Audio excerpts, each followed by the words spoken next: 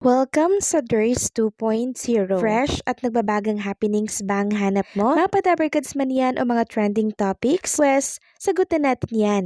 Kaya naman isubscribe nyo na ang ating channel para sa mga nagbabagang balita everyday. So, welcome back kay Ryan Agoncillo mga kadabarkads kasi after po niyang mawala sa Itbulaga ng ilang linggo ay balik Itbulaga na po siya ngayong araw at ito po ang patunay na hindi po siya inalis or tinanggal sa Itbulaga. So unang simula pa lang po ng Itbulaga kanina, super saya na po agad dahil sa dance craze na pinasikat ni Raisa May Dizon. Ang lahat po ay napaindak na din, maging si Boss Joey, napa-teach me how to doggy na din, maging ang cameraman at mga staff and crew ng Itbulaga. Pero, mabilis sa pansin ng mga Dabarkads natin na wala na naman po si Bimbi. Ngayong araw po ng Webes at mamaya nga ayan ang tatalakayin po natin. Ano nga ba yung dahilan? Anong nangyari kagabi kay Bimbi? At bakit super nag-alala ng malala si Raisa May kay Bimbi? Pag-uusapan po natin yan mga Kadabarkads. So kanina sa The Age is Right, nakasama po natin si Soliman Cruz na kung saan ay nakakuha po siya ng Gawad Urian Award for Best Supporting Actor. And also napanood din po siya sa isang international movie na To the North. Samantalang kanina inilabas po ng Itbulaga mga Kadabarkads ang isang video ng dance craze po ng sumisikat na sayaw po ni Raisa May Dizon na Teach Me How to Doggy. At napansin nga po natin dito mga Kadabarkads sa nakakopol na damit po si Raisa at si Bimbi. Naka-checkered po sila dyan mga Kadabarkads. At eto po yung during pre-recorded ng Itbulaga na mapapanood po natin by next week. Pero kahapon po ito nangyari. Samantalang ganda ni Raisa May Dizon, pinapangarap at inaasam-asam na po ng ilan sa mga kalalakihan. So iba talaga yung appeal ng isang Raisa May Dizon. Ayon nga dito sa isang post, iba talaga ang appeal ng isang Raisa May. Yung sana daw makahanap siya ng isang Raisa na may maputing puso. What if mag-meet sila one day? Tapos sinag niya po dito si Raisa May.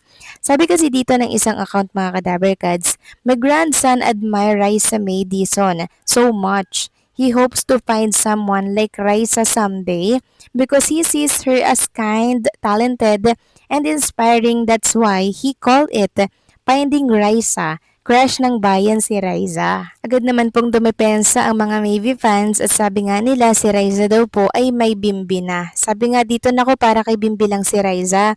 Tanungin niya muna si Mr. Dreamboy if pwede pa siya makipagkaibigan sa iba. Sabi pa ng isa dito, inalagaan siya ng husto ni Bossing Big, sinuportahan sa lahat ng mga advice sa binibigay sa kanya ng TBJ at sinusunod niya. Kaya naman bilang pagtanaw ng utang na loob, pinagbutihan niya, very humble, alam niya kung paano siya nagsimula sa showbiz. Nagsikap siya para sa sarili, nag-aral para may marating sa buhay, tinulungan ng pamilya, kaya naman mahal na mahal siya ng Evie Dabarkad. Simula noon hanggang ngayon, hoping na wag na muna niyang seryosohin ang pag-ibig. Malayo pa kasi ang kanyang mararating bilang artista. Sa ngayon, love team lang muna. Kita niyo yan mga Kadabarkads, pinapantasya na po ngayon si Raisa May Dizon, hindi dahil yan sa kanyang ganda, kundi yun ay dahil po sa kanyang ugali. Sa kanyang napaka down to earth at napaka humble po mga Kadabarkads na ugali na talaga naman pong hinahangaan ng marami. Samantalang sa mga nagtatanong naman at naghahanap kay Bimbi ngayong araw po ng Webes mga Kadabarkads, narito po ang dahilan. Makinig po tayo mga Kadabarkads. Ayon nga po dito, said na naman ng Maybe Nation dahil wala si Bimbi today. Rest day ni Bimbi every Webes kasi lagi siyang wala pag Webes pero kagabi kasi napuyat si Bimbi sa kanyang endorsement shoot from Itbulaga Live to taping episode to endorsement shoot. Kaya 3 AM na sila nakauwi ni Papa Jack. Baka pag nag-alala niyan si Raisa kasi super antok na antok si Bimbi niyan. Kaya kung sasalang pa si Bimbi ngayon sa live, di na kaya, maapektuhan naman ang kalusugan niya. Rest day din ngayon ni Jack Salvador.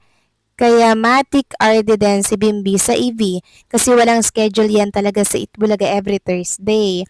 Kaya abang na lang tayo sa mga ayuda mamaya ng Itbulaga at sa mga nagtatanong naman kung totoo daw na binigyan ng ring ni Bimbi si Raisa, sa friend niya galing yon, nilinaw niya yan sa live kagabi.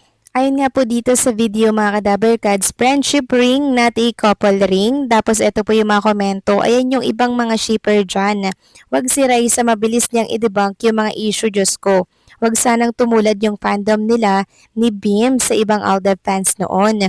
Kung sino-sino na lang ang ini-issue nyo kahit mga close friends nila. Utang na loob, mag-isip-isip kayo. Sabi pa ng isa, bago kasi magpakalat ng news, isip-isip muna yung friendship ring. Huwag gawa ng issue. Ask din kayo ng friendship ring sa kaibigan nyo. Ang couple ring sinusuot sa tamang daliri. Samantalang pag-usapan naman natin ang tungkol dito sa video po ni Raisa May and Bimbi na in-upload po ng TBJ sa kanilang official Facebook page. Makikita kasi dito yung isa sa mga eksena ni Bimbi and Rai sa mga Kadaver Cards habang abala po ang lahat ng host sa programa pong Itbulaga. Ito po yung ginagawa ni Raisa May, naghaharutan, naglalambingan. So nakita natin doon na parang may bandage nga po dito sa hinlalaki po ni Bimbi. So ngayon hinahawakan po yan ni Raisa May Dizon mga Kadaver Cards. At sa mga tatanong, bakit daw po may bandage yan? So possible po na nagkaroon ng sugat si Bimbi dahilan para po lagyan niya po ito ng Band-Aid. And kitang-kita naman natin dito na nag-aalala po si Raisa May, caring and concerned po talaga siya mga Kadaver Cards pag may mga ganito pong pangyayari kay Bimbi. Samantalang Team Maybe International, meron pong statement kay Raisa and kay Bimbi. Sila po yung nagpadala ng sapin-sapin na nga kutsinta at kung ano-ano pa pong kakanin mga Kadaver Cards dito po sa studio ng Itbulaga. Sabi nga dito sa Sapin-Sapin with Love, Love Lots, Team Maybe International, thank you sa pag-prepare and sponsor ng masasarap na sapin-sapin na ito. Sana matikman ko din. So, ayan po mga Kadaver Cards. So, pinakita po nila dyan yung kakanin po na pinadala nila sa Itbulaga.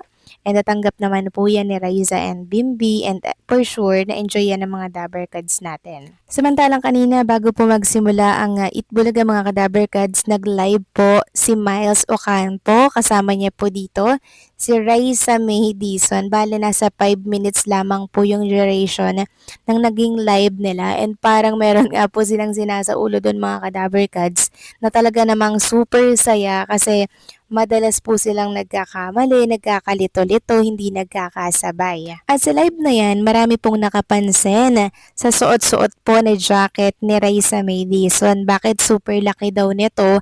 Baka daw kay Bimbi ito mga Kadaver Cards. So lahat na lang, 'di ba? Tuloy kinilig na naman po yung ilang mga fanay.